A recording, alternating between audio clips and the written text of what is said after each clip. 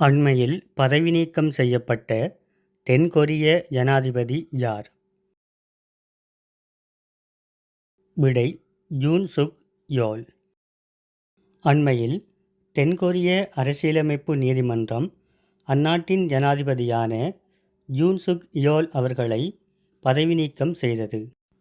தற்போது அந்நாட்டின் பதில் ஜனாதிபதியாக அந்நாட்டின் பிரதமர் ஹான் டாக்-சூ கடமையாற்றுகின்றார். அண்மையில் இந்திய பிரதமர் நரேந்திர மோடிக்கு இலங்கையினால் வழங்கப்பட்ட விருது எது? விடை: மித்ர விபூஷன்.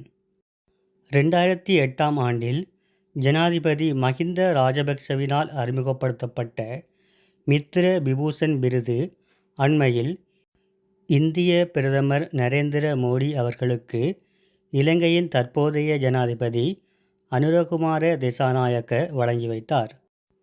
இவ்விருதினை முதல் முறையாக மாலைதீவின் முன்னாள் ஜனாதிபதி மாமூன் அப்துல் ஹயீம் பெற்றிருந்தார். மேலும் இலங்கைக்கு வந்திருந்த நரேந்திர மோடி அவர்களுக்கு இலங்கை எதிர்க்கட்சித் தலைவர் ஐவன் என்ற பெண் புலியின் புகைப்படத்தினை வழங்கி வைத்தார். 2024ஆம் ஆண்டுக்கான குடிசன மற்றும் வீட்டு வசதிகள் தொகை மதிப்பு கணக்கெடுப்பின்படி இலங்கையின் மொத்த சனத்தொகை யாது? விடை: 2,17,63,170 பேர். 2024ஆம் ஆண்டிற்கான குடிசன மற்றும் வீட்டு வசதிகள் தொகை மதிப்பு கணக்கெடுப்பின்படி இலங்கையின் மொத்த சனத்தொகை 2,17,63,170 பதிவாகியுள்ளது. இத்தகவலினை தொகைமதிப்பு மற்றும் புள்ளிவிவரவியல் திணைக்களம் வெளியிட்டுள்ளது. அதன் அடிப்படையில் இலங்கை மக்கள் தொகை வளர்ச்சி விகிதம் ஆண்டுக்கு 0.5% குறைவடைந்துள்ளது. அதிகமான மக்கள் தொகை வீதமாக மேல் மாகாணம் 28.1% சனத்தொகையினையும், குறைவான மக்கள் தொகை வீதமாக வடமாகாணம் 5.3% சனத்தொகையினையும் கொண்டுள்ளது. அத்துடன் அதிக மக்கள் தொகை கம்பஹா மாவட்டத்தில் 24,33,685 காணப்படுகின்றது. குறைந்த மக்கள் தொகை முல்லைத்தீவு மாவட்டத்தில் 1,22,542 காணப்படுகின்றது. மேலும் அதிக மக்கள் தொகை அடர்த்தி சதுர கிலோமீட்டருக்கு கொழும்பு மாவட்டத்தில் 3,549 பேர் காணப்படுவதுடன் குறைந்த மக்கள் தொகை அடர்த்தி சதுர கிலோமீட்டருக்கு முல்லைத்தீவு மாவட்டத்தில் 50 பேராக காணப்படுகின்றது.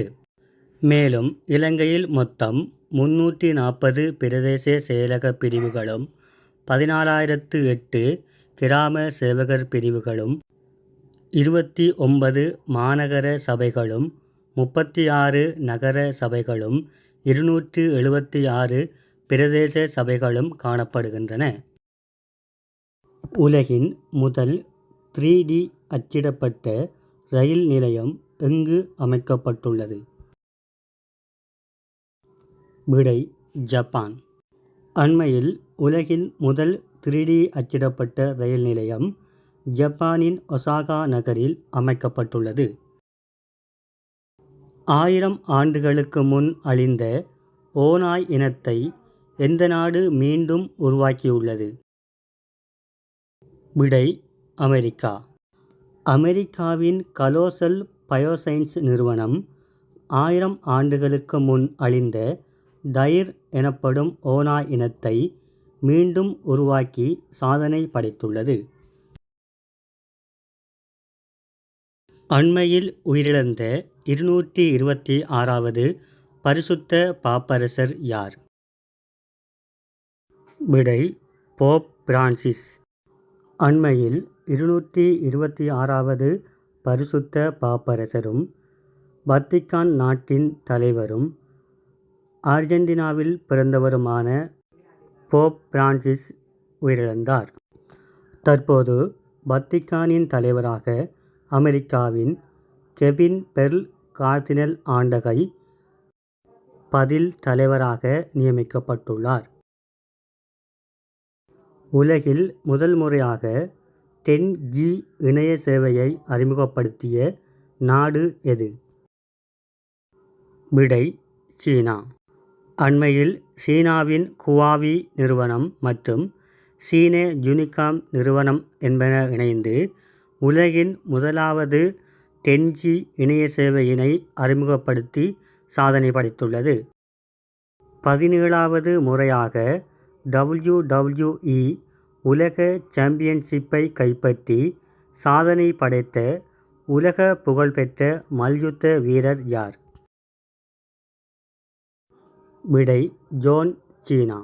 அமெரிக்காவைச் சேர்ந்த உலக மல்யுத்த வீரரான ஜான் சீனா WWE உலக சாம்பியன்ஷிப்பில் 17 முறை சாம்பியன் பட்டத்தை வென்று சாதனை படைத்துள்ளார். அண்மையில் இந்தியாவின் எப்பிரதேசத்தில் நடைபெற்ற தீவிரவாத தாக்குதலில் 28 சுற்றுலா பயணிகள் சுட்டுக் கொல்லப்பட்டனர். விடை காஷ்மீர் பகல்காம்.